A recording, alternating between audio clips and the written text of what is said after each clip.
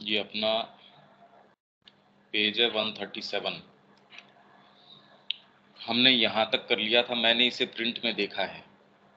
मात्र साक्षर व्यक्ति कहता है और वह सोचता है कि उसने तर्क बंद कर दिया है। ठीक है, इससे आगे से कर लेते हैं दीपक।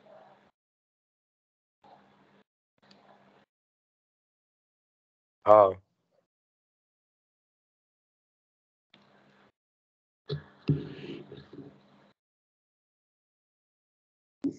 हमें मनस के साथ क्या करना है? हाँ, मनस से शुरू करना था। मैं पढ़ूं? पढ़िए। आप उनके हम साथ तो नहीं पढ़ने पड़ेंगे। हाँ, हमें मनस के साथ क्या करना है, मतलब ऊपर ये सारी चीजें बता दी। तो अब ये कह रहे हैं भी इस तरीके की अगर समस्याएं हैं तो अब हमें मनस के साथ क्या करना है, इसे शांत स्थिर कर दो, योगी कहता है। जब तक यह व्यस्त रहेगा ज्ञान असंभव है। तो इसलिए सेंसेशंस को भोजन न मिले उसके लिए गुफाओं में चले जाओ, बाहरी जगत से कम आप संपर्क रखो, समाधि के अंदर चले जाओ, तो आपकी बाहरी जो क्रियाएं हैं कम से कम रहेंगी। फिर आप केवल ज्ञान के खंड खंड प्राप्त कर सकते हैं, यह सत्य है। और योगी के लिए निसंदेह निश्चल चित्त आवश्यक है। परंतु फिर इंद्रियों का क्या? ये इसीलिए थोड़ी दी गई हैं कि आप समहाउ इनको साइलेंस कर दो या इनको भोजन ही प्रदान न करो।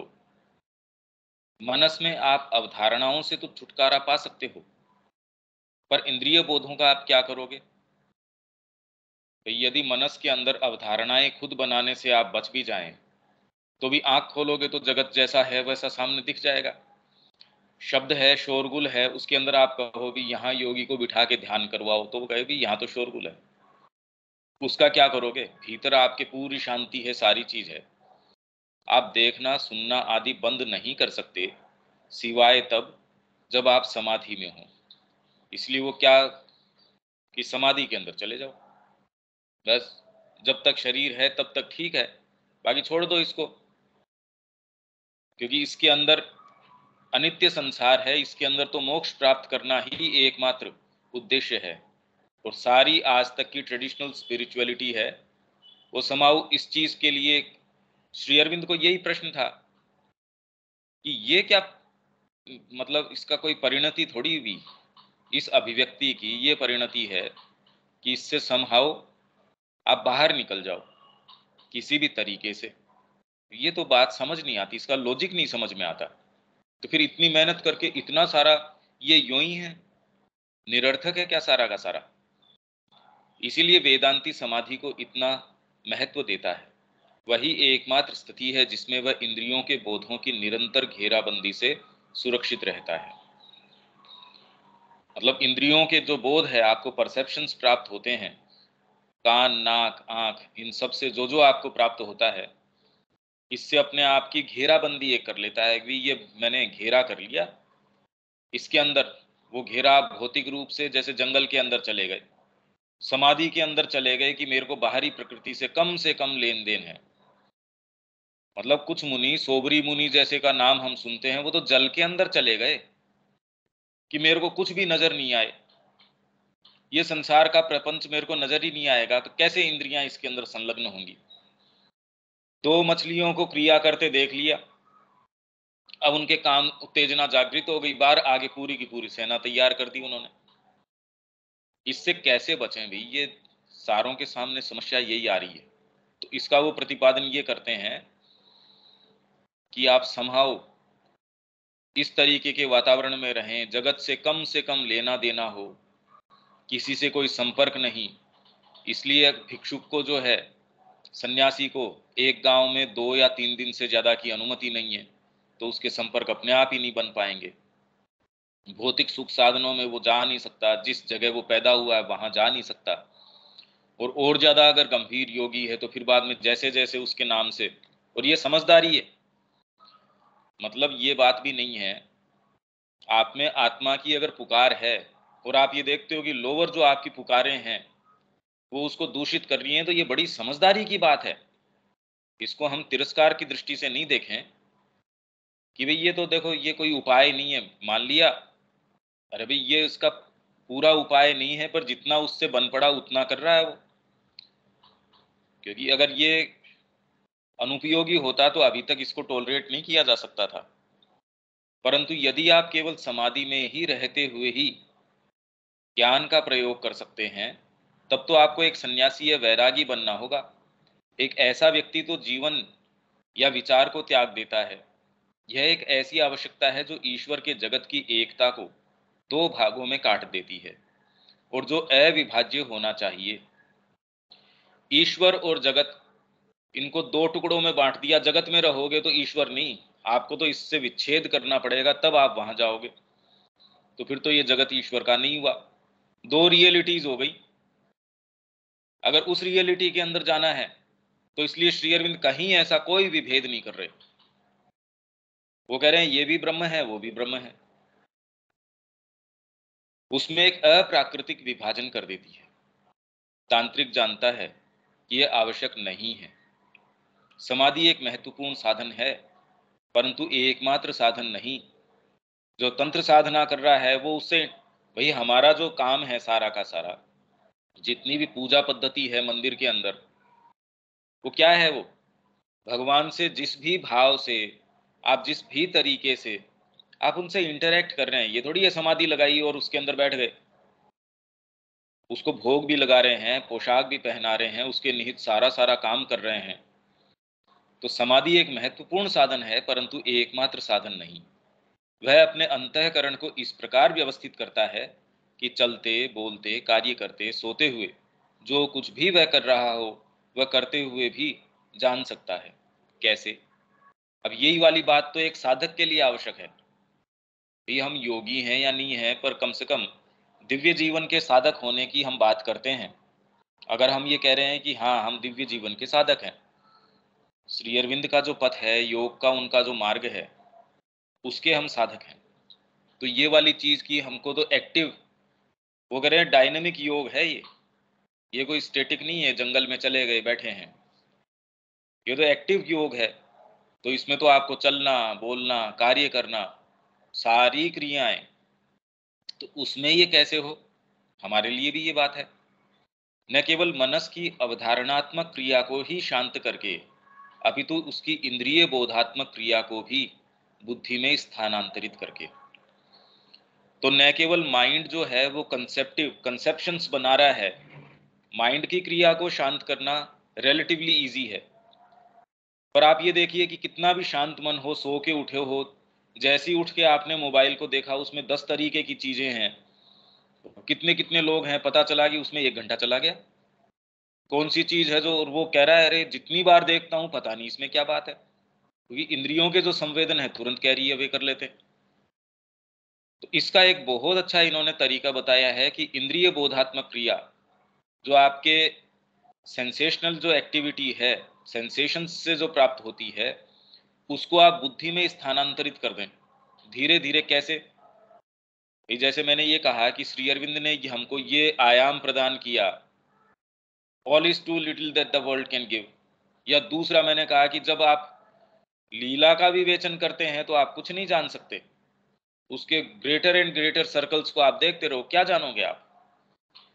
मैजिशियन के मैजिक के अंदर अगर प्रवेश करना है तो उसकी चेतना के अंदर प्रवेश करना पड़ेगा, तब आप धीरे धीरे उसके जो सर्कल्स हैं उसकी लीला के, ये दृष्टिकोण धीरे धीरे हम ये जो पढ़ रहे हैं, चिंतन कर रहे हैं, और जितना ही इंटेंसली आप करते हैं, तो आपकी ये जो क्रिया है मनस वाली, वो धीरे धीरे बुद्धि में स्थानांतरित हो रही है।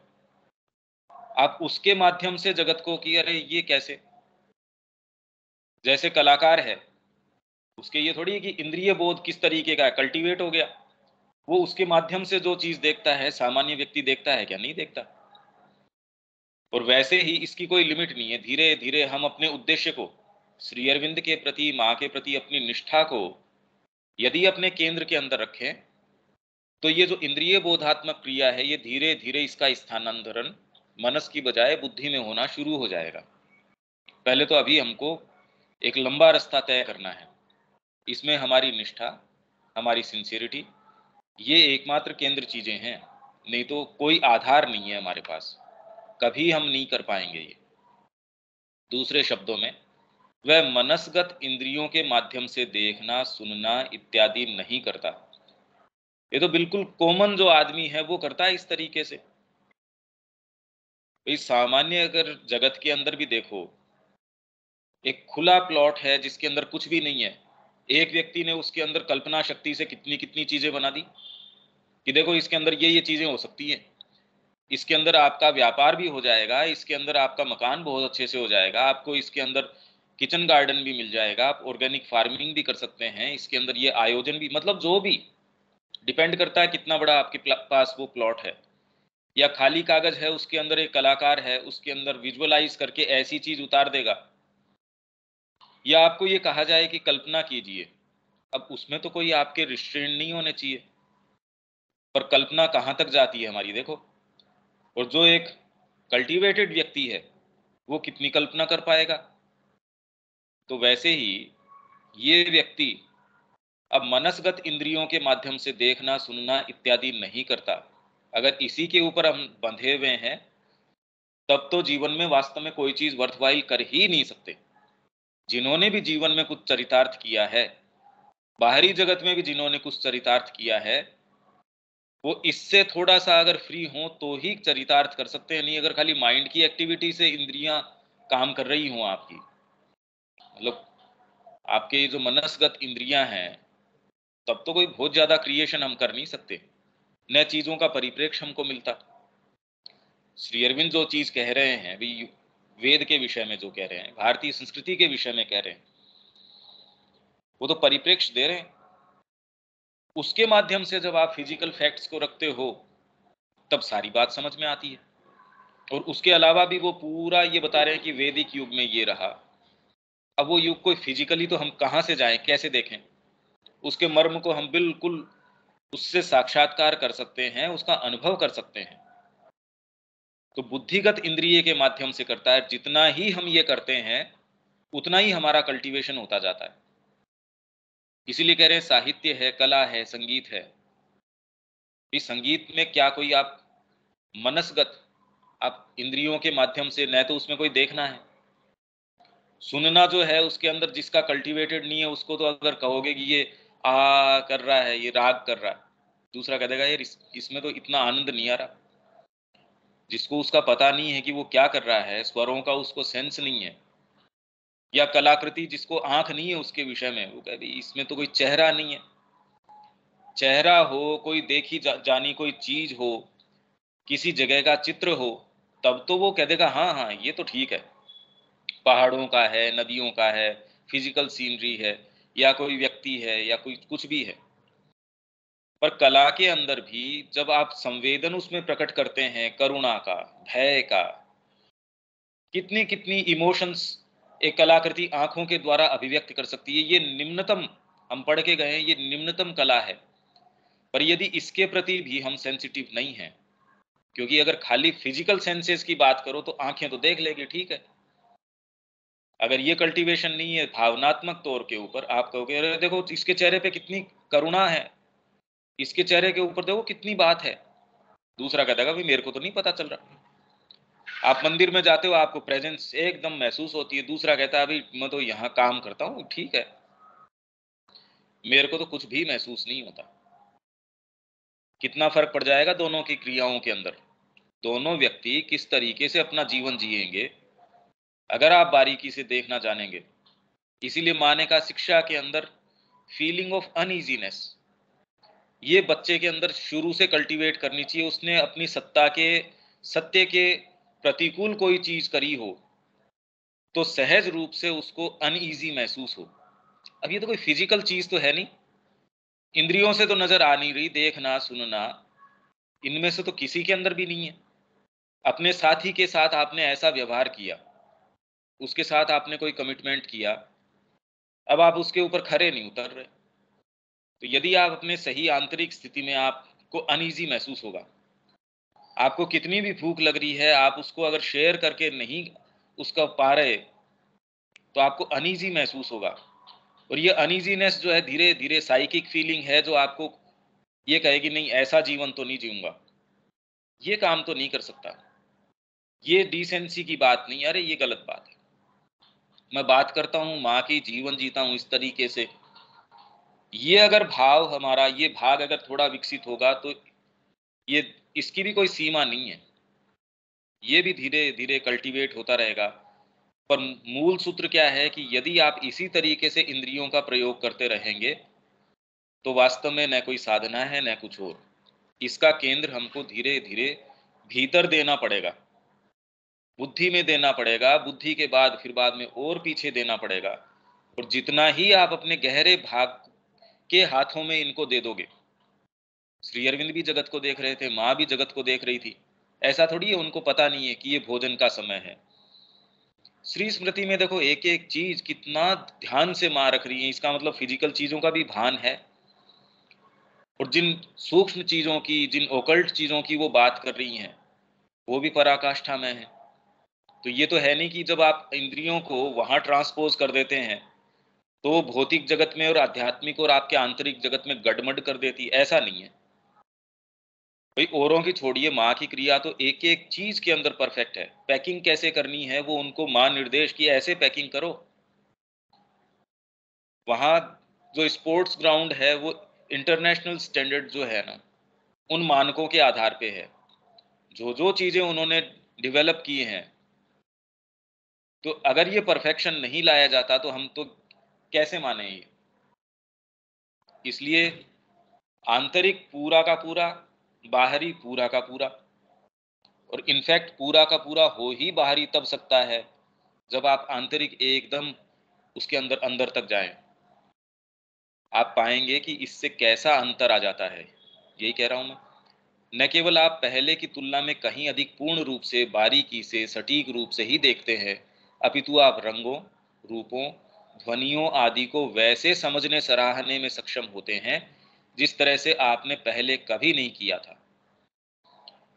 भाई जैसे हमने ये पढ़ा अभी, अब योगिक साधन को आप दोबारा लेके पढ़ेंगे, आप सोचिए कितना अलग रूप से आप इसको देखेंगे। और इंद्रियों की क्रियाओं को हमने बारीकी से इसका विवेचन किया। अब आपकी आंखों को, यदि आपने वास्तव में इसका विवेचन किया है, पहले जगत को जिस रूप में देखते थे या अपने आप का फ्रेमवर्क, इंद्रियों का, मनस का, बुद्धि का किस तरीके से आप देखते थे, उसमें कितना परिवर्तन आ जाएगा।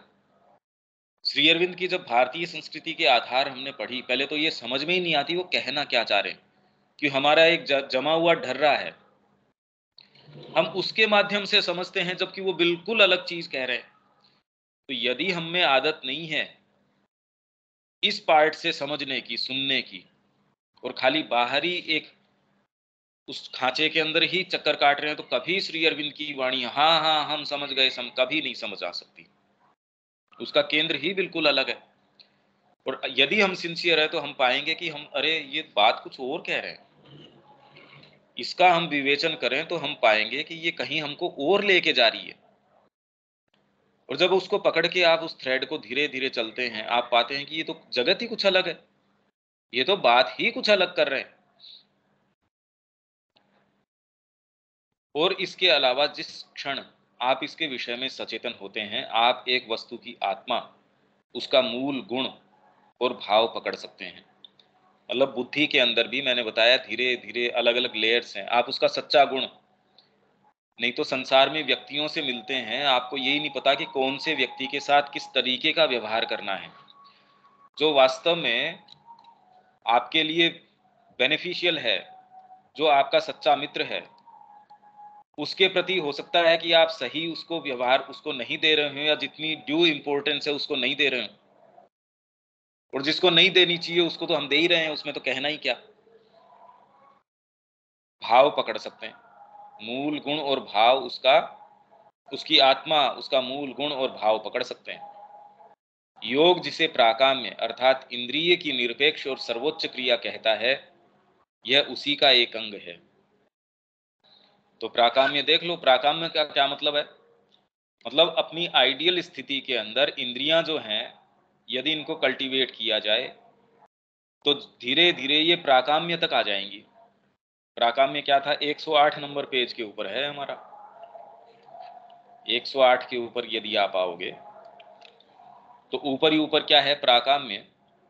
इसका अर्थ है इंद्रियों और मनस का पूर्ण प्रकाश, इसी की बात कर रहे हैं हम, जिसके द्वारा वे शरीर की सामान्य सीमाओं को पार कर जाते हैं और दृष्टि, श्रवण, स्पर्श या अधिक आम रूप से तथा अधिक आसानी से मानसिक संवेदन और बोधगम्यता के द्वारा प्राप्त करते हैं। क्या प्राप्त करते हैं? ऐसी वस्तुओं, दृश्यों और घटनाओं का जो दूरी पर हों या फिर मन और इंद्रियों की सामान्य क्रिया से छिपी हों। क्लियर ऑडियंस है, क्लियर वोयंस है, अपनी बात को प्रस्तुत कर दिया। आप जयपुर में बैठे हो, यहीं बैठे मैंने आपके मन के अंदर अपना विचार डाल दिया। सुबह आपका या शाम को ही फोन आता है, मैं ये सोच रहा हूं। कैसे? आप किसी व्यक्ति को याद कर रहे हैं, माँ को याद करते थे तो माँ तुरंत ही सूक्ष्म रूप से उत्तर देती थी, या उसके अगर कोई ऐसी पीड़ा हो तो उसको और ज्यादा कॉन्क्रीट रूप से उत्तर देती थी। ये हमने इसमें पढ़ के गए हैं, कैसे कैसे चीजें होती है इसमें। तो जो दूरी पर है उन चीजों को, इंद्रियों की सामान्य क्रिया से जो छिपी हैं, वो भी देख लेना, सुन लेना, उसमें अपनी वाणी भी पहुंचा देना, वो फिर बाद में व्याप्ति की बात आ गई। ऐसी वस्तुओं, दृश्यों और घटनाओं का जो सत्ता के अन्य लोगों की हो, ये तो हमसे बिल्कुल, मतलब इनका ऑपरेशन तो है, अचेतन रूप से ये सारी चीजें हम में क्रिया कर रही हैं, नहीं तो कोई मतलब ही नहीं था। आप इस जगत का जो बनाते हैं, आप सोचते हैं इंद्रियों के माध्यम से बना रहे हैं, तो इंद्रियां तो तटस्थ रूप से सारों की देखी जाए तो वो तो उसी फ्रीक्वेंसी के ऊपर अगर काम कर रही हैं, तो फिर उस जगत का वर्णन आपको भी वैसा ही देना चाहिए था, दूसरे को भी वैसा ही देना चाहिए था। नहीं, ऐसा नहीं है। पर हाँ, हम कॉन्शियस नहीं है, ये ऐसी बातें कर रही हैं कि यहाँ ऐसी वस्तुओं, दृश्यों और घटनाओं का जो सत्ता के अन्य लोगों की है, उसमें भी आपका प्रवेश। आप देख सकते हो कि हाँ, रामायण के अंदर ये वर्णन कर रहे हैं, शिव जी के विवाह का वर्णन कर रहे हैं। अब जिस तरीके के उसके अंदर उन्होंने भूतों का, और का, जैसी बारात का वर्णन किया है, आपको फिजिकली तो यह संभव नहीं है, पर यदि आपके सूक्ष्म दृष्टि है, या गोलोक गोलोक की या फिर वृंदावन की आपको अगर सूक्ष्म दृष्टि है, भावनात्मक तौर पर कितने लोग उससे आकृष्ट होते हैं। वो कह रहे हैं यार, ये फिजिकल फैक्ट होता तो वास्तव में इसमें देखने लायक था भी क्या, इसमें तो ऐसी कोई चीज नहीं थी कि महाराणा प्रताप की आप शौर्य की, उनकी बातें करते हो, पर यदि एक्चुअल में उनकी कोई वीडियो भी आपको दिखा देते कि बैठे हैं वो और उसमें कोई ऐसी विशेष बात नहीं कर रहे, तो जो आपको उनकी गाथा ने जो मूव किया, आप एक्चुअल में उनको देख के भी कहेंगे क्या देखूं मैं इनका।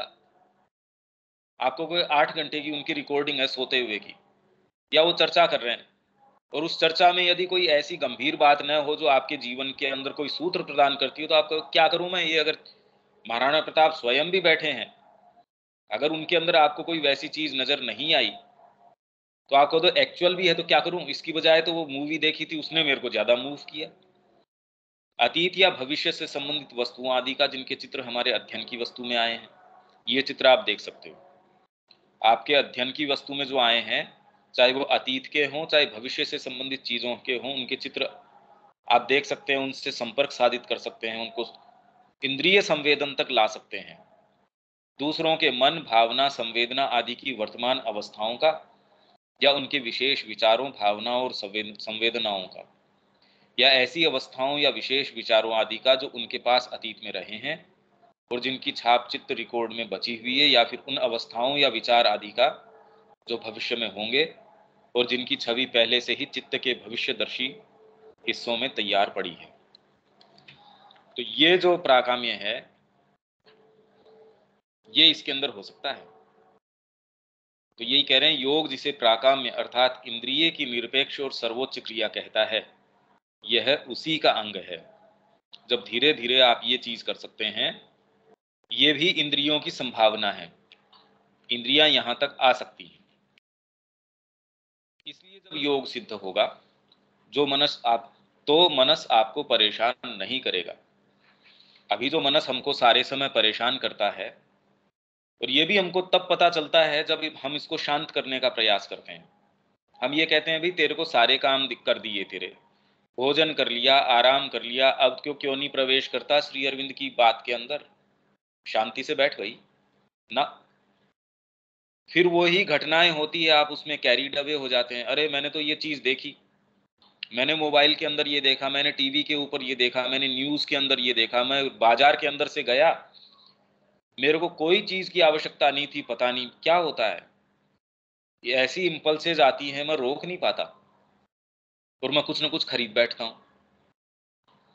तो ये जब चीजें हैं, जब आप वास्तव में डीपर जाना चाहते हो, अभी तो सामान्य जगत के अंदर तो आपको ये कोई कहेगा ही नहीं कि ये कोई परेशानी है।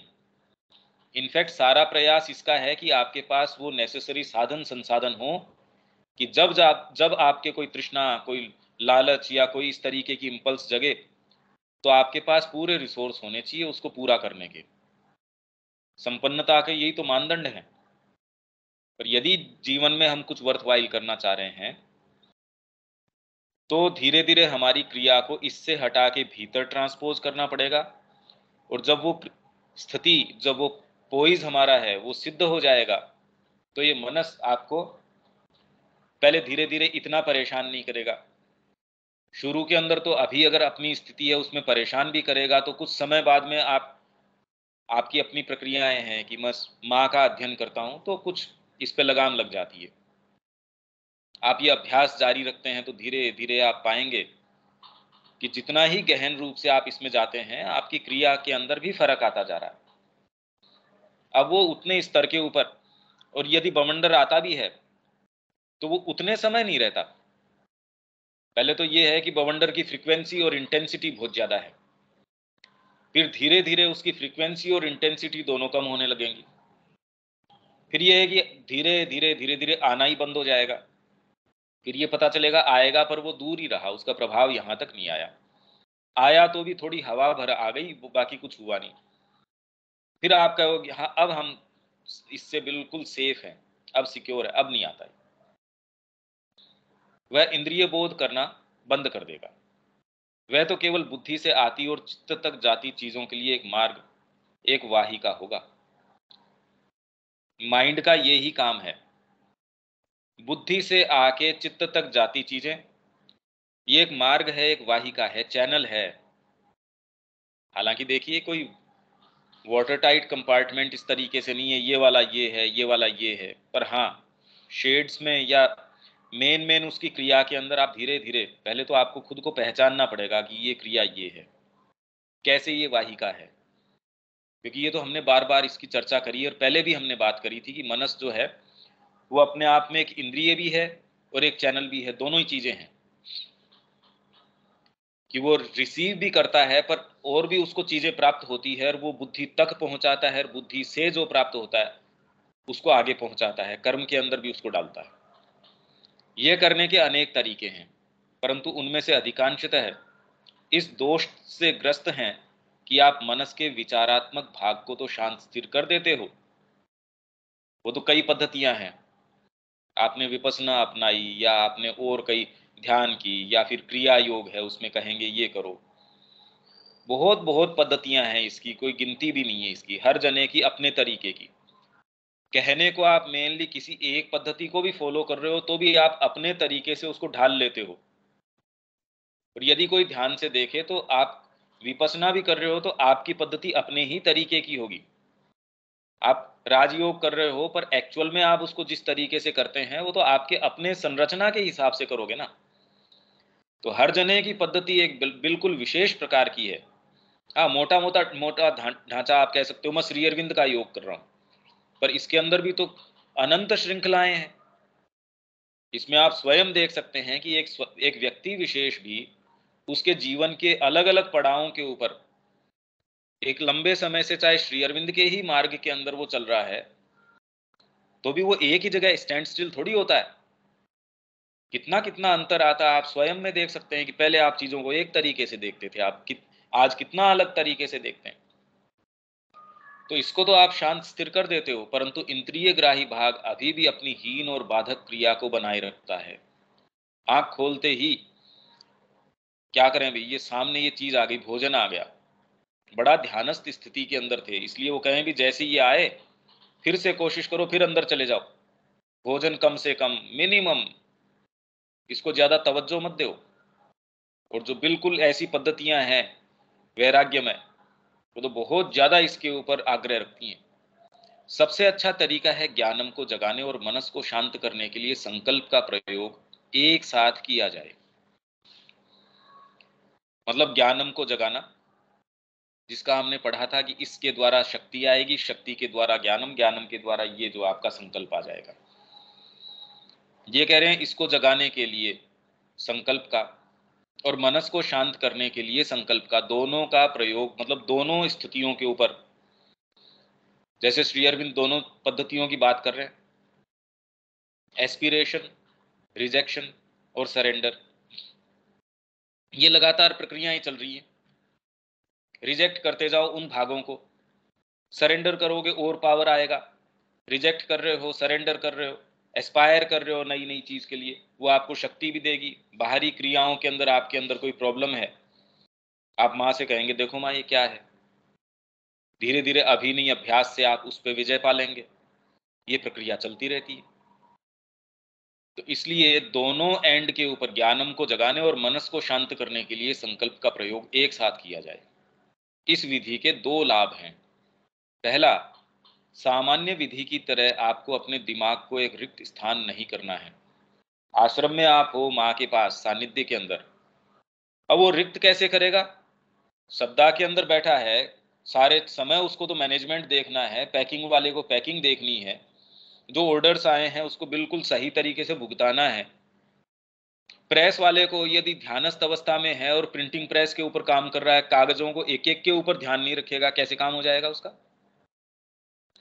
तो एक भी ऐसा कार्य वहां नहीं है, और न माँ ने कभी इसका प्रतिपादन किया कि रिक्त कर दो अपने दिमाग को, कभी नहीं। रिक्त आप किससे करोगे? और इनफैक्ट ये ऐसी मेहनत है जिसका कोई विशेष लाभ नहीं है, उसकी बजाय उसको आप पॉजिटिव चीजों से भरना क्यों नहीं शुरू कर देते? आप जब अपने उद्देश्य के ऊपर केंद्रित होते हो तो ऑटोमेटिकली इसके ऊपर प्रभाव पड़ना शुरू हो जाएगा, आप ये देखेंगे।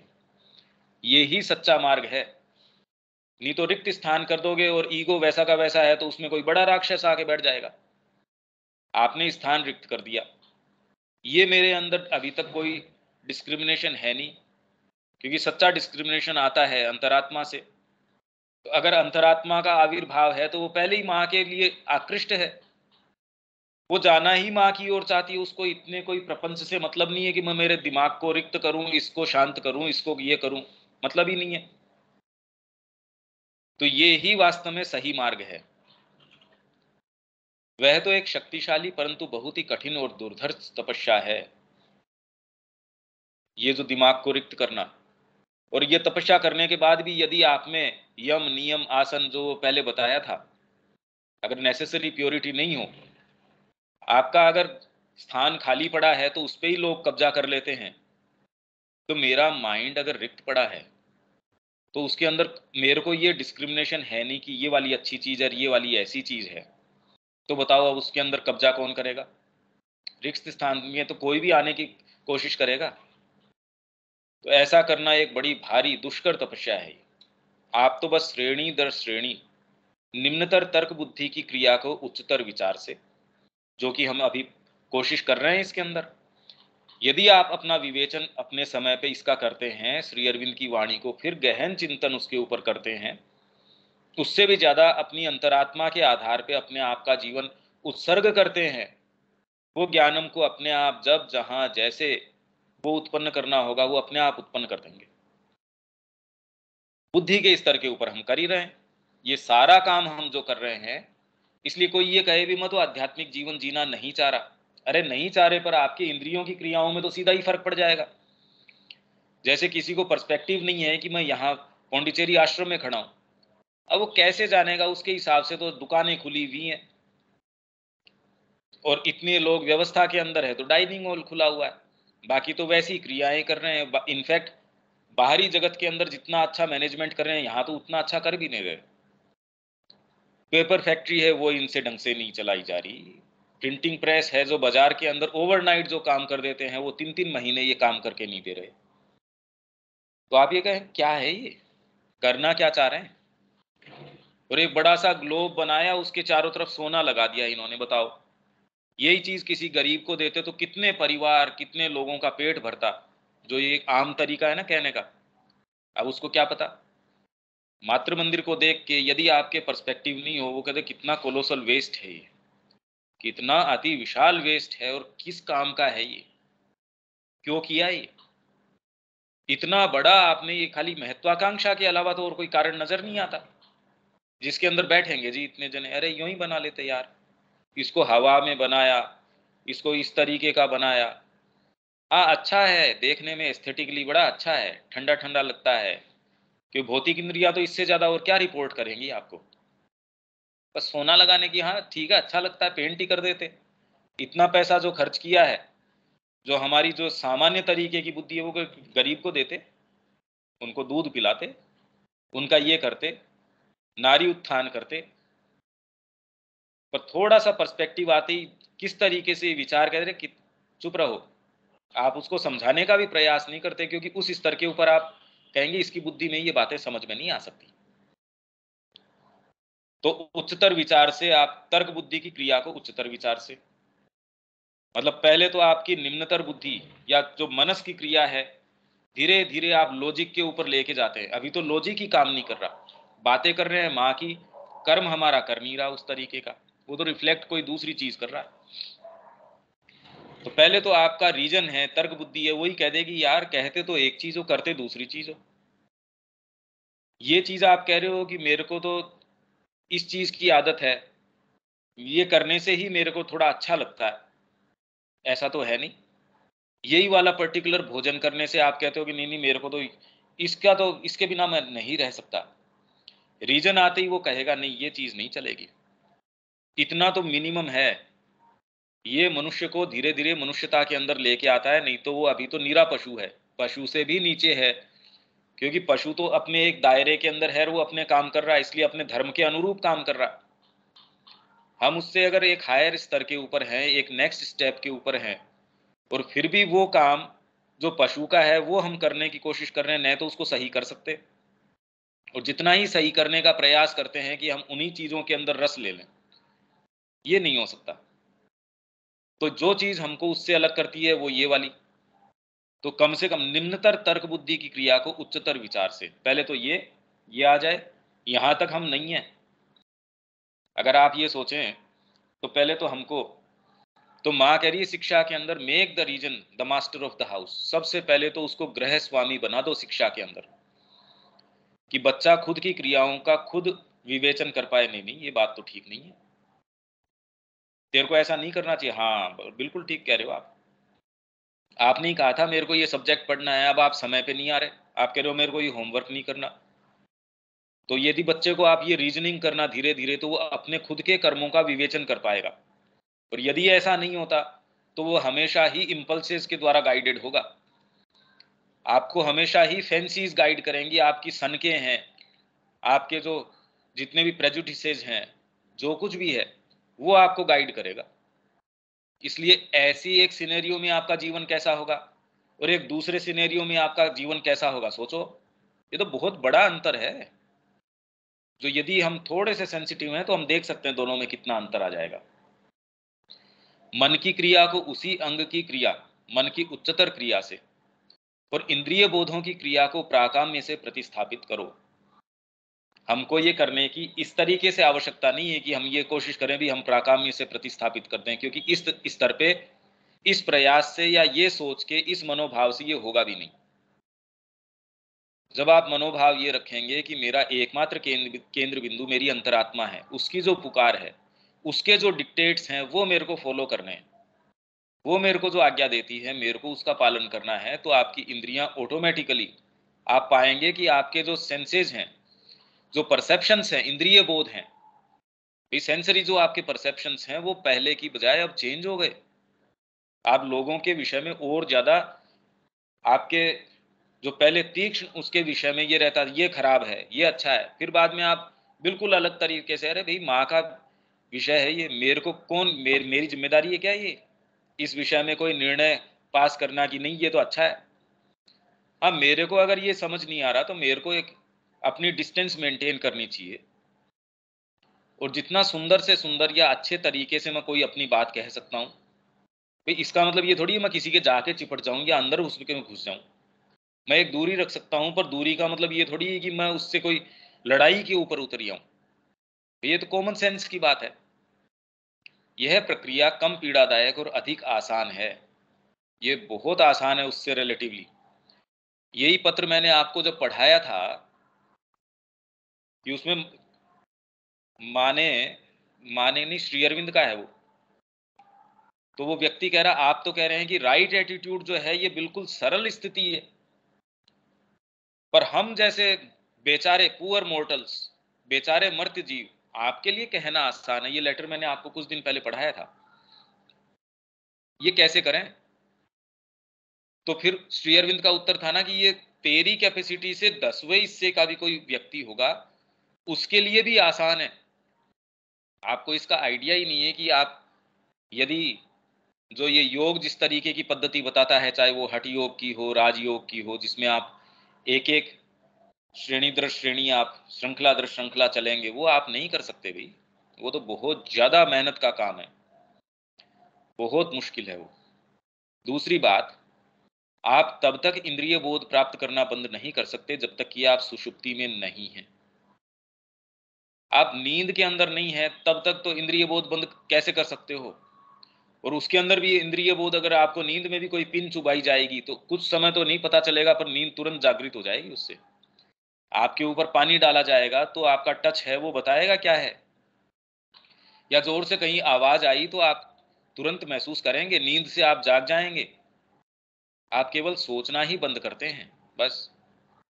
और इनफैक्ट जो बाहरी सोचना है उसकी बजाय तो अंदर की ओर पता नहीं कितनी कितनी क्रियाएं आपके अंदर चलती रहती हैं, कितने सपने चलते रहते हैं, कितनी क्रियाएं चलती रहती है। आप कहते हो थक के उठे हैं, क्योंकि आप जितना यहां काम नहीं कर रहे थे उससे ज्यादा तो वहां काम कर रहे हैं। तो वास्तव में जो उसका उपयोग था नींद का, वो तो आपका हुआ नहीं। अतः आप अपने मन को रिक्त नहीं कर सकते जब तक आप पहले ज्ञानम को जागृत नहीं करते। तब तक आप इस हस्तक्षेपी तत्व से छुटकारा कैसे पा सकते हैं? हस्तक्षेपी, जो ये बार बार माइंड जो है आपको हस्तक्षेप करता है और नीचे वाले भाग ऊपर वाले भाग के अंदर हस्तक्षेप करते हैं। साधना अपना ली, मेरे पूर्वाग्रह हैं, माँ को तो ऐसे करना चाहिए था, माँ को तो ऐसे बात करनी चाहिए थी। श्री अरविंद की वाणी को अगर मैं एनालाइज करना शुरू कर दूं, उस पर छींटाकशी शुरू कर दूं, बताओ मेरे लिए क्या कोई रास्ता है क्या? बजाय इसके कि मैं अपनी इंद्रियों को, अपनी बुद्धि को ये कहूं कि श्री अरविंद कह रहे हैं यही सत्य है और इस तरीके से देखो, तो शायद मेरे लिए कोई आशा है कि मैं जगत को एक सही प्रकाश में देख पाऊं। पर अगर मैं ये उनके ऊपर प्रश्नवाचक चिन्ह लगाना शुरू कर दूं, वेद पढ़ना शुरू किया उनका, और मैं ये कह दूं नहीं ये तो नहीं मानता, ये वाली चीज तो ऐसे कैसे, हम तो ये बात मानते ही नहीं, तो अब मेरे को ये बताओ जो पर्सपेक्टिव दे रहे हैं या आपको जहां लेके जा रहे हैं कभी प्रवेश हो सकता है? ये हस्तक्षेपी तत्व से छुटकारा कैसे पा सकते हैं? इससे पहले कि सामान्य इंद्रिय बोध काम करना बंद कर सकें, प्राकाम्य को वहां पहले से ही सक्रिय होना चाहिए। और प्राकाम्य की धीरे धीरे पराकाष्ठा या प्रक्रिया इन्होंने बताई है कि वो कैसे आएगी। मनस की बजाय धीरे धीरे इसका जो इंद्रिय बोध का काम है वो बुद्धि के ऊपर ट्रांसपोज कर दो। ये आपको पूरा का पूरा डिटेल्ड मैकेनिज्म दे रहे हैं जो आपको ध्यान से समझना चाहिए कि ये कह क्या रहे हैं, कैसे। इसीलिए मैं इसके लिंकेजेस बना के, इसके उदाहरण दे के, पर हाँ जब तक आप इसको व्यवहारिक रूप से प्रयोग में नहीं लाएंगे, आपको कितना भी विवेचन कर दिया जाए आप जान नहीं पाएंगे। हल्का मैंने कितना भी अच्छा वो आपको पिक्चर दिखा दी, केमिकल कॉम्पोजिशन दे दिया, उसके हेल्थ बेनिफिट्स दे दिए, सारी चीज कर दी, पर एक्चुअल में तो आप खुद खाएंगे तो पता चलेगा। और आपके ऊपर वो चीज क्या प्रतिक्रिया करेगी, वो तो जब तक आप नहीं खाएंगे तब तक तो आपको नहीं पता चलेगा। यह तांत्रिक विधि की तीसरी क्रिया है। आप संकल्प को विकसित करते हैं, आप ज्ञानम को जगाने के लिए संकल्प का प्रयोग करते हैं, आप मन और निम्नतर बुद्धि को शांत स्थिर करने के लिए संकल्प का प्रयोग करते हैं, और आप उन्हें प्रतिस्थापित करने के लिए ज्ञानम का प्रयोग करते हैं। देखिए अब ये शब्द हैं, अब ये जब तक प्रक्रिया नहीं हो, हमको इसका अनुभव न हो किसी स्तर के ऊपर, तो ये एक्सप्लेन करके भी, इसीलिए श्री अरविंद अपने वेद रहस्य में कहते हैं कि सारा रहस्य बताने के बाद भी अभी भी ये एक रहस्य ही बना हुआ है और हमारे ऋषि इंतजार कर रहे हैं कि हमारी संतति के लिए हमने इसको बचा के रखा था, सुरक्षित रखा था, और वो इंतजार कर रहे हैं। वो हमारे ऋषि इंतजार कर रहे हैं कि कब अपनी इंद्रियबद्ध चेतना से आप निकल के कोई तो जाएं। And at least for 2000 years Shri Aurobindo कह रहे हैं वेद जो है एक सील्ड किताब है, तो वो तो करने का काम बता रहे हैं, अरे भाई ये करो। हमारे ऋषि इस चीज का इंतजार कर रहे हैं, ऋषि कर रहे हैं, पर श्री अरविंद कर रहे हैं इस चीज का कि कोई तो हम में से उठे, कोई तो अपने जो बाहरी ढर्रा है, मेरी सिक्योरिटी, मेरा वेलबींग, मेरी हेल्थ, मेरा परिवार, मेरा व्यापार, मेरी साधना, मेरा योग, मेरा ये, अरे भाई इस सारे को तोड़ के कि हमारे गुरु हमसे क्या चाहते हैं, पहले तो ये प्रश्न, और उसके लिए अपने आप को एकदम तत्पर, उत्सुकता पूर्वक, उत्साह उसके अंदर। नहीं तो अरे भाई कितना रगड़ लिया, ये तो कितने दिन हो गए करते, कुछ समझ नहीं आ रहा। और यदि आपने कोई गंभीर उससे प्रेरित होकर कोई ऐसा अभियान ले लिया तो रोज आपका जो धीरज है वो छूट जाएगा, अरे ये तो क्या क्या पकड़ लिया, ये ऐसा होता ही नहीं। माँ की शिक्षा का मैंने एक केंद्र खोल लिया, अब न तो इसमें कोई पढ़ाने वाला, क्योंकि सारे इसी रोग से ग्रसित हैं, पढ़ाने वाला कहाँ से लाएं, न या विद्यार्थी कैसे लेके आए, तो अब ये शिक्षा किस तरीके से हो चल रही है, तो इसके लिए रिसोर्स कहाँ से लेके आए, क्योंकि आप तो प्योर तरीके से काम कर रहे हैं। ऐसी पता नहीं कितनी कितनी हर एक फील्ड में आप एक्टिविटी करेंगे। आप कहेंगे मैं तो व्याख्यान करना चाह रहा हूं, इसका 2 जने नहीं सुनना चाहते। मतलब आप अगर एक्चुअली आपके व्याख्यान में ये देखेंगे, जनरली जिनके फॉलोअर्स ज्यादा हैं वो वैसे हैं जो आपके फ्रेमवर्क को टच नहीं कर रहे, इसलिए आपको कोई उससे चैलेंज महसूस नहीं हो रहा। भागवताचार्य है, जब तक वो अच्छी कथा कहानियां आपको कहता रहेगा, इनफैक्ट आजकल तो कहानी की बजाय हेल्थ टिप्स ज्यादा देने लग गए, जो भी बैठ के, इसलिए आपको इतना पसंद आता, हाँ अभी ये अच्छी बातें कर रहे हैं। इतने लोग भर भर के वहां जाते हैं। जैसे ही वो आपको ये कहेगा कि आपके बच्चे के अंदर इस तरीके के करो, उसको भी आश्रम में भेजा करो, या मेरे साथ कुछ समय यहाँ भेजा करो, वो फिर बाद में फैशन में नहीं रहेगा। आप देखेंगे उसके पास जाने धीरे धीरे कम हो गए। तो यदि आपके फॉलोअर्स ज्यादा हैं या कहीं आप देख रहे हो कि इतनी भीड़ है, तो ये निश्चित है कि वहां कुछ न कुछ लोअर प्रकृति का ही है, हायर प्रकृति का है नहीं, क्योंकि जनसमूह जिस स्तर के ऊपर बरत रहा है, अभी तक तो वो रीजन के ऊपर ही नहीं आया, मतलब तर्क बुद्धि के ऊपर ही नहीं आया है, अभी तो लोअर प्राण के ऊपर बरत रहा है। तो ये एक मानदंड है, यदि हम ऐसा कहीं देखते हैं, हमारे खुद के ऊपर लागू करके देख सकते हैं। अब छठे के ऊपर ये एक, फिर बाद में जैसे ये था कि अलग अलग दिन अलग अलग अध्याय आया है, यहां तक कोई बात है तो ठीक है, किसी के कुछ है क्या, नहीं तो अब ये चित्त के ऊपर आएंगे कि चित्त क्या है। ये बड़ी विशेष बात है। इसमें शब्या जी, रविकांत जी, कीर्ति दी, किसी को कोई अभी तक जो चर्चा करी है, कोई चीज ऐसी है जो और क्लियर हमको करनी चाहिए? नहीं, क्लियर हो रहा है। ठीक है ना? नहीं भैया, क्लियर है, एकदम क्लियर हाँ है। ठीक है। तो अब ये आ गए चित्त के ऊपर, जो ये कहते हैं चित्त वृत्ति निरोध योग, पतंजलि का है ना। चित्त की वृत्तियों के ऊपर निरोध है, वो ही योग है। अब योग भी कोई छोटा टर्म नहीं है। चित्त की वृत्तियां हैं, ये तो सारे समय हमको परेशान कर रही हैं, और इनका पता तब लगता है जब हम वास्तव में इनके दायरे से बाहर कोई भी अच्छी चीज करना चाहते हैं, हम अपना ध्यान केंद्रित करना चाहते हैं माँ की वाणी के ऊपर, या श्री अरविंद की यदि आपने कोई चीज ले ली और उसके ऊपर अगर चिंतन करना चाह रहे हैं, तो आपका मन 2 मिनट बाद के अंदर कहेगा भी ये तो बात नहीं समझ में आ रही, और आप खुद अपने आप को देख सकते हैं, उसमें उबासी आना शुरू हो जाएगा, उचटना शुरू हो जाएगा मन आपका, बैठना आपके कहे अरे इतनी देर बैठ गए, और वही जिसके अंदर मन को रस आ रहा है उसके अंदर तो आप कितना लंबे समय तक भी काम कर पाते हैं, उसमें थकान भी नहीं आती, सारे काम है। और इसके अंदर तो सारे वो प्रयास कि भाई यहां से खड़े हो जाओ किसी भी तरीके से, यदि कोई गंभीर काम कर रहे हैं। अब मैं चित्त पर आता हूं। चित्त में 2 परतें होती हैं, एक भावनाओं के लिए, दूसरी निष्क्रिय स्मृति के लिए। चित्त की निचली परत में देखी, सोची, इंद्रियानुभव की गई इंद्रियों से आपने जो जो चीजें अनुभव की गई हैं, महसूस की गई सभी चीजों की छापों, संस्कारों को दर्ज कर लिया जाता है। मतलब आपको वो समझ भी नहीं आ रहा। मैं एक फ्रेंच क्लास के अंदर बैठा हूं, या मैं वहां कोई काम कर रहा हूं, मैं एक्चुअल में क्लास में भी नहीं, वहां कोई व्यक्ति 4 जनों को बिठा के फ्रेंच सिखा रहा है, मेरे को एक अक्षर समझ नहीं आता। या फ्रेंच तो भले ही चलो उसमें कोई शब्द इंग्लिश के नजदीक हो सकता है, पर ऐसी भाषा जो मेरे को दूर दूर तक नहीं समझ में आती, जर्मन बोल रहा होगा या फिर बाद में तमिल ही बोल रहा होगा, मेरे को तो एक शब्द नहीं समझ में आता उसका। हाँ, उसमें संस्कृत के कारण कोई उसके नजदीक ही कोई ऐसी चीज है जो मैं कहती हूँ हाँ हाँ ये वाली चीज पे तो कान अटकता है, बाकी तो कुछ नहीं समझ में आ रहा। वो ही आप में इतनी एकदम अक्षर से रिकॉर्ड हो जाती है, जो आपके बाहरी मन, जो सक्रिय स्मृति है, उसको तो पता नहीं, वो तो कभी मेरे को नहीं पता ये क्या है। पर अगर आपको हिप्नोटाइज कर दिया जाए, हिप्नोटिज्म की अवस्था के अंदर, उसमें आपसे कहा जाए कि बताओ, तो आप हूबहू वैसा का वैसा उच्चारण कर देंगे। तो इसका उदाहरण ये जैसे शायद पहले दिया था या आगे आने वाला है,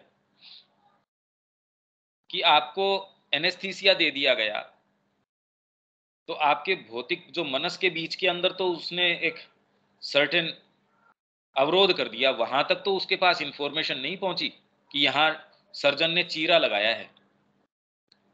पर यदि आपको हिप्नोटाइज करके आपसे पूछा जाए, उस चेतना के अंदर जाया जाए, उसको बिल्कुल पता है कि मेरे को हाँ ये ऐसा किया था, इसमें ये दर्द हुआ था भाई, हाँ इसने मेरे को ये एनेस्थीसिया दे दी थी, तो इससे मेरे को ये यहाँ ब्रेन में महसूस नहीं हुआ, बस बाकी आपकी चेतना को तो पता है कि वो दर्द हुआ था। कौन सा भाग है जो इसको रिकॉर्ड कर रहा है? और इनफैक्ट जब तक ये भाग सक्रिय रहता है, जो कि रहता ही है, और जितना ज्यादा रहता है, और कौन सी चीजें इसके अंदर से सबकॉन्शियस के अंदर से आती रहती है, कोई कारण नहीं है भय का, फिर भी भय आता रहता, पता नहीं मेरा क्या होगा। आप सचेतन नहीं है इसके विषय में। हम सब के साथ ये इतना डीपली इम्प्लांटेड है, पता नहीं क्या होगा, पता नहीं ये क्या होगा। सारे दिन उस पता नहीं के चक्कर में वो कैसी कैसी चीजें कर रहा है। अगर उसके पास देखा जाए तो व्यापार उसका इतना वेल एस्टेब्लिश्ड है, वो उसको आज बंद भी कर देता है, तो इतना उसके पास पैसा है कि वो ब्याज से भी अपना अच्छे से काम चला सकता है। पर वो चित्त के अंदर घिनाना, ये तो ये कैसे कर सकते हैं, कल का मेरे को क्या होगा। तो आपके पास वो सारे साधन हैं सिक्योरिटी के, तो भी आपके अंदर से ये अंदर से लगी रहती है, तृष्णा लगी रहती है। भोजन कर लिया तो भी आप कह रहे भी इसके अंदर तो पेट तो भर गया, मन नहीं भरा, लगी रहती है कोई चीज।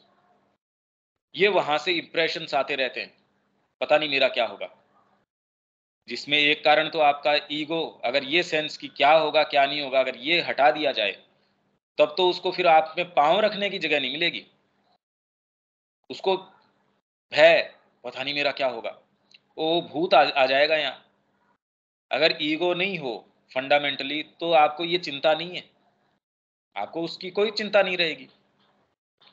पर ये चीजें आपके चित्त के अंदर से आपके जाने अनजाने, चाहे न चाहे, ये उठती रहती है,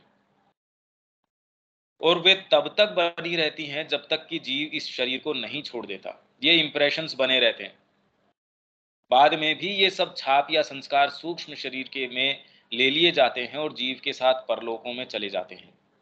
जब उसका नया जन्म होता है तो वे मूलाधार में अंतर्निहित या संभावित संस्कारों के रूप में उसके साथ लाए जाते हैं, जिसको प्रारब्ध कहते हैं। तो इसका एक्सप्लेनेशन श्री अरविंद क्या दे रहे हैं कि यूं तो प्रारब्ध तो आपके अंदर सारे ही हैं, जो एक्टिव हुए हैं उनको आप कहते हैं प्रारब्ध। यूं तो आप पशु की योनियों में जो जो थे वो सारे भी हैं, आपकी जो आगे लेटेंट फैकल्टीज हैं वो भी हैं, अच्छी से अच्छी चीजें हैं वो भी हैं। तो लोग कहते हैं पूर्व जन्म में मैंने ये कुछ गड़बड़ किया था, पर प्रैक्टिकल में ये निष्प्रभावी दलील है, इससे करें क्या, पर क्या करो आप इससे भी। पूर्व जन्म में मैं कुछ भी रहा होगा, इनफैक्ट इस जन्म के अंदर भी जैसे जगाई मधाई का हम देखते हैं, कोई एक भली बात उन्होंने नहीं करी, चैतन्य महाप्रभु ने उनके ऊपर जो कृपा करी कैसे, और फिर वो जिस तरीके के भक्त बने आप देख सकते हैं। अब इसकी भी दलील हम दे देंगे, इनके पूर्व जन्म में ऐसा कुछ था, इतने इनके पाप थे, ये काटने इनको जरूरी थे, इतने भोग थे, इनको भोगने जरूरी थे। यदि आप इसी स्तर के ऊपर ऑपरेट कर रहे हैं तो आपके ऊपर लागू होंगे। भी मान लीजिए एक स्तर के ऊपर सांप है, बिच्छू है, सारी चीजें हैं, तो आप क्या करेंगे? अरे भाई मैं इस पायदान से ऊपर उठ जाता हूं। जैसे ही आप ऊपर उठेंगे, वो वाले जो आपके ऊपर नियम है, विधान है, वो लागू ही नहीं होंगे। वो कैसे लागू होंगे? फिर और उससे ऊपर आप उठ सकते हैं, और इसकी कोई सीमा नहीं है। कितनी भी कोई भी चीज विधान आपके लिए बिठाया गया हो तो भी कृपा कहीं भी जाके, कितनी भी परतें हैं अज्ञान की, वहां कृपा जा ही सकती है। तो ये कह देना कि मेरे पूर्व जन्म में ये रहा होगा, या मेरे प्रारब्ध अच्छे नहीं रहे, मैं क्या करूं, मेरे को ये मिला है, तो ये मान लिया कि मेरे को खराब से खराब ही मिला है। तो नवजात जी जैसे कहते हैं कि भगवान को मैं ये कहूंगा कि यदि मैं खराब से खराब हूं तो तेरे को तो तेरा रिकॉर्ड नया बनाना है। फिर तो तेरा रिकॉर्ड नया बना। अगर तू वास्तव में खिलाड़ी है और तूने पैदा तो किया है मेरे को, और ऐसी चीज पैदा की है जैसी आज तक नहीं करी, तो तेरा नया रिकॉर्ड बना। और यदि मैं वैसा नहीं हूं, सबसे खराब नहीं हूं, तब तो तेरा ऑलरेडी रिकॉर्ड कायम किया हुआ है। इतना करने में तो तेरे दिक्कत ही क्या है? फिर तो तेरे क्या पीड़ा है मेरे को सही करने के अंदर? तो इसलिए जो सिंसियर व्यक्ति है उसकी दलीलें बिल्कुल बदल जाती हैं। नहीं, दूसरा कहेगा क्या करें, मेरे को तो ये एंडोवमेंट्स नहीं मिले, मेरे को तो इस तरीके की प्रकृति नहीं मिली, मेरे को इस तरीके का वातावरण नहीं मिला। ये सब इनसिंसियरिटीज है, ये सब बहाने हैं। तो वो मूलाधार में अंतर्निहित संभावित संस्कारों के रूप में उसके साथ लाए जाते हैं। आपके साथ सब संभावनाएं हैं, तो जबरदस्ती वो वाली क्यों पैदा करो जो कटीली है? कांटे वाली क्यों पैदा करो? वो वाली भी जो भी आपके अंदर मौजूद है, जो माँ की ओर चलती है। नहीं चलती तो तैयार करो ना, उसमें क्या बात है? मार्ग कितना भी है, मान लिया मैं पहली ही सीढ़ी पे खड़ा हूं तो भी इसमें रोने धोने की क्या बात है? भी चलना शुरू करो। प्रैक्टिकल बात तो ये है, ये मेरा अंतिम क्षण है जीवन का, तो भी एक कदम तो रख लो। इसमें मैं बैठा रहूं एक जगह, ये तो कोई दलील नहीं हो सकती। यही कारण है कि लोगों को अपने पिछले जन्मों की याद नहीं रहती, पर मूलाधार में कुंडलिनी को जगाकर स्मृति पुनः प्राप्त कर सकते हैं। ये भी हमारा उद्देश्य नहीं है, न इसका प्रतिपादन श्री अरविंद और मां कर रहे हैं, कहीं नहीं कर रहे। ये संस्कार चित्त में, वो तो एकमात्र उनकी अनन्यता इस चीज के ऊपर है कि यदि आप माँ के अबोध बालक नहीं हो, तो आप में भले कितनी कुछ भी चीजें हो, ये कुंडलिनी हो या कुछ भी लिनी हो, आपकी फेलियर है साधना के अंदर। तो एक सामान्य आप व्यक्ति हैं, आपका माँ के प्रति भाव है एकदम बड़ा फ्लॉलेस भाव है माँ के प्रति, तो आप बहुत बेटर कंडीशन में हैं, आप बहुत सही कंडीशन में हैं, क्योंकि वो सबसे कीमती भाव है, वो ही एकमात्र भाव है। क्यों है? क्योंकि आपकी अंतरात्मा का भाव है। परमात्मा की जो उपस्थिति हमारे अंदर है, स्वयं उसका भाव है। तो परमात्मा का भाव कीमती है, या जो और दूसरे ये मोल भाव करने वाले भाग हैं हमारे, उनका? आप में कितनी भी शक्ति आ जाए, परमात्मा के सामने क्या हो सकती है? मेरे अंदर कितने भी गुण हो सकते हैं, मेरे अंदर कितनी भी निधियां हो सकती, कुछ भी हो सकती हैं, पर मेरी अपनी क्या है वो?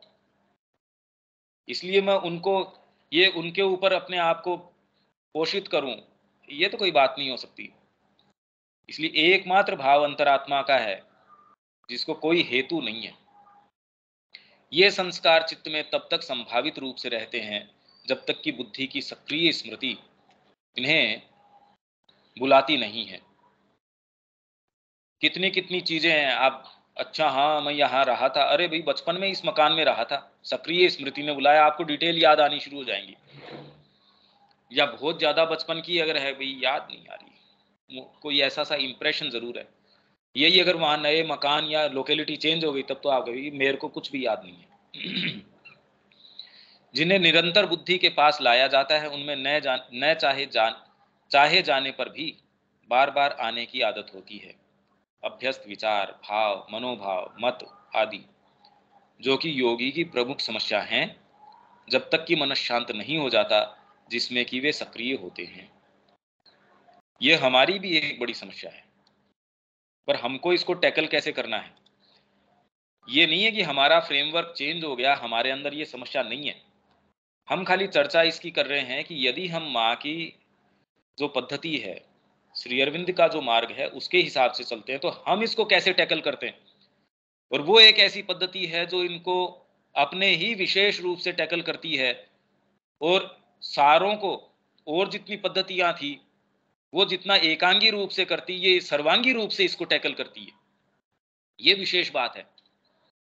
ये हमको समझने की जरूरत है कि यदि हम माँ के मार्ग से चलते हैं तो कैसे सर्वांगीण रूप से वो सारों को, इनके ऊपर किसी एक के ऊपर विशेष ध्यान रखते हुए नहीं, सबको समाहित करते हुए, आपको पता ही नहीं होता कि कैसे कब हो रहा है, अपने आप ही हो रहा है। हाँ, पर उसके लिए इसका मतलब ये नहीं है कि हमको अपनी जो निष्ठा है, सिंसियरिटी है, वो मार्ग पे तो हमको चलना ही पड़ेगा। यहाँ हम इसको छोड़ देते हैं, कल दोबारा इसको पकड़ लेंगे। इसमें कोई चीज